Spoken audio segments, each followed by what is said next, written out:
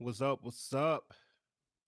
What up, Hype Beast? It's your boy Lucrecio coming at you with a live stream. All right, so I jumped up on this live stream today to talk about a subject I've been thinking about. I was thinking about it last night, and I'm thinking about it this morning. So I decided to go ahead and jump on a live stream before I go handle some business. So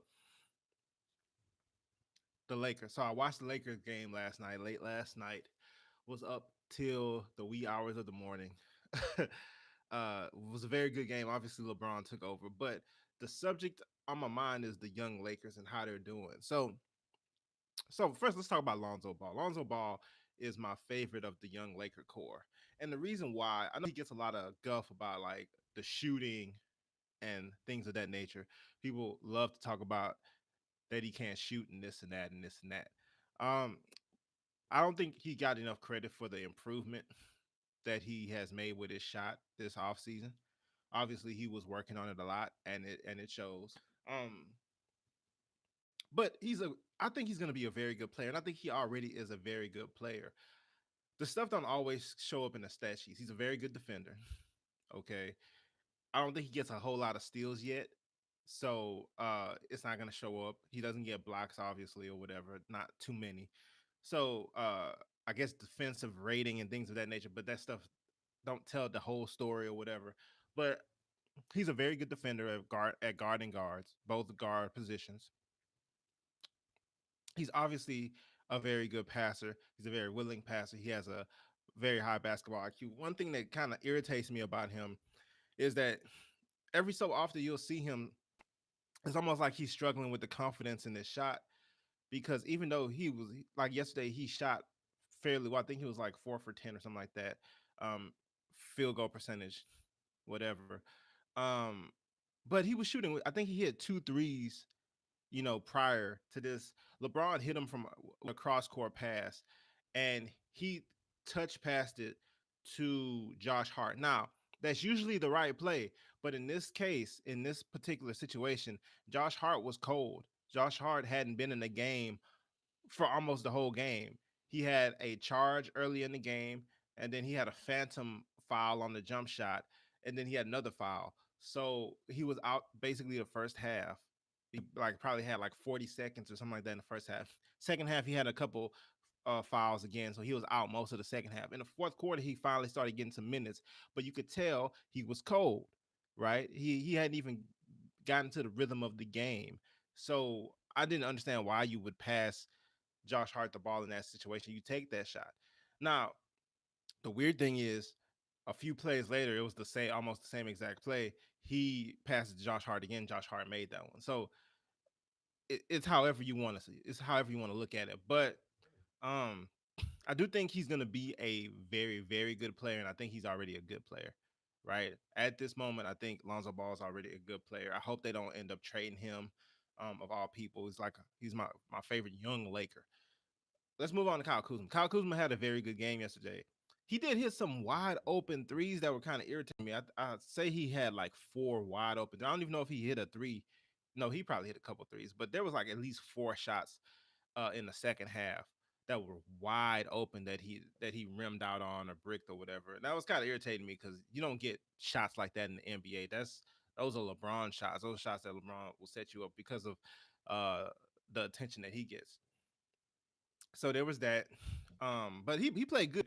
It was a time period in third quarter where LeBron James was on the bench for a while, and Kyle Kuzma was going at it. Like he was super aggressive. He kept taking the ball to the basket. He was doing his little floaters, his little hook shot, his little special package that only he has, and maybe like Antoine Jameson many years ago. He was doing all that stuff, and I think he ended up with like 21 points or something like that. He had to dunk at the end. Very good performance. Very, very good performance.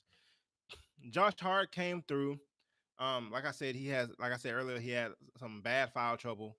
He was on the bench most of the game. When he got in the game, he was very out of rhythm, very cold. He did get into the action in the fourth quarter, knocking down two humongous threes. And I really like Josh Hart's game, man.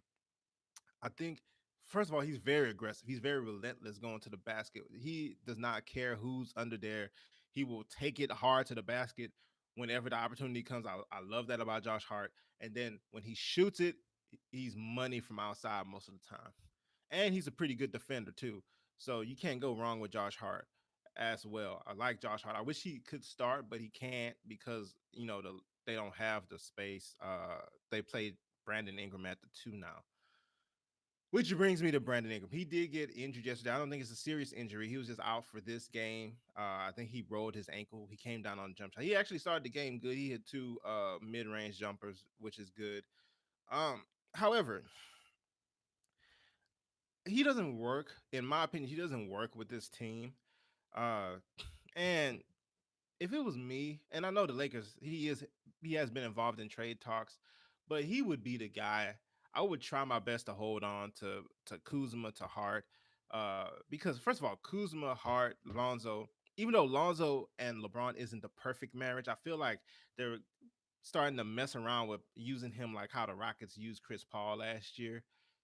Off ball sometimes, but basically having 2 point guards on the floor at all times or whatever, or some of the time. I think that's kind of what they're doing with Lonzo, and I feel like it's kind of working.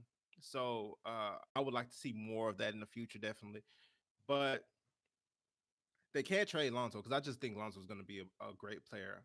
Number one, a true point guard. Number two, he's 6'6". Number three, he can defend. Number four, he has long. Lonzo Ball has what it's going to take to be a great player in this league for a long time. So they definitely can't get rid of him. So that makes you wonder who is the person that they can get rid of,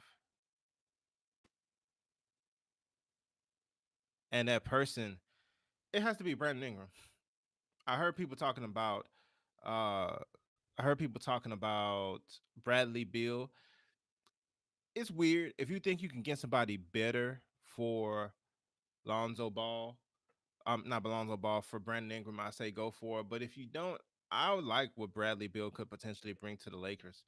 Uh, he plays in the areas that the Lakers need help in. He shoots a lot of threes. He plays off ball most of the time. He can also handle when necessary, um, and play make when necessary. I like what Bradley Beal would bring to the equation a lot. But Brandon Ingram just doesn't fit with what the Lakers are doing. And personally, just personally, I don't like Brandon Ingram's game. I never have. Um, to me, and I know this is gonna sound, because everybody keeps talking about KD, KD. Oh, he's the next KD. I never saw K. Even when he was at Duke, even when he was in high school, I never saw Kevin Durant and Brandon Ingram. I think they just say that because he has super long arms. He's like Stretch Armstrong, which is very impressive. He has really long arms, and he's 6'9". So you expect him to be unstoppable, with his length or whatever, like kind of like how KD is, but he's not. He doesn't shoot as well. He doesn't handle as well. He doesn't have the IQ, the basketball IQ KD has. I don't even like Kevin Durant. I don't like Kevin Durant at all. But Brandon Ingram, um, I don't see KD in his game at all. Other than the fact that he can shoot, and he's not even that great of a shooter, but other than the fact that he can shoot from outside at that height and length or whatever, that's the only reason why people compare him to K. His game looks more like Rodney Hood or somebody like that more than it does KD. He's just like a longer version of Rodney Hood, or like Wiggins or something like that. Well, I don't know about Wiggins, but those are players that he more so reminds me of. But anyway, I hope his trade value stays high. I hope the Lakers can get a good deal for him, and I hope they can improve the team if they choose. But I hope, if it has to be anybody, I hope it's Brandon Ingram and not Lonzo, not Kuzma, not Josh Hart, or any of these other guys. Um, Maybe also the other point guard that comes off the bench. um I don't know. I don't remember his name or whatever, but he was making me mad because he's supposed to be this super sharp shooting point guard guy or whatever. And LeBron hit him. It had to be three really, really good passes that had him wide open. And they had him in the game uh because Josh Hart was in foul trouble, and somebody else was in foul trouble too. I think KCP or somebody was in foul trouble too. So they had to go to him, and he was getting these wide open shots, and he is a shooter, and he was bricking them, and it was making me mad. But anyway, let it be some of those guys or whatever. I just don't want to see. I think Lonzo. LeBron and Kuzma are going to be together for a long time, and I think they're going to get somebody else in there to help them out. But anyway, that's my quick video over the young Lakers. Let me know what you think about the young Lakers. Let me know what you think about the game last night. Let me know what you think down below in the comment section. All right. See you next time.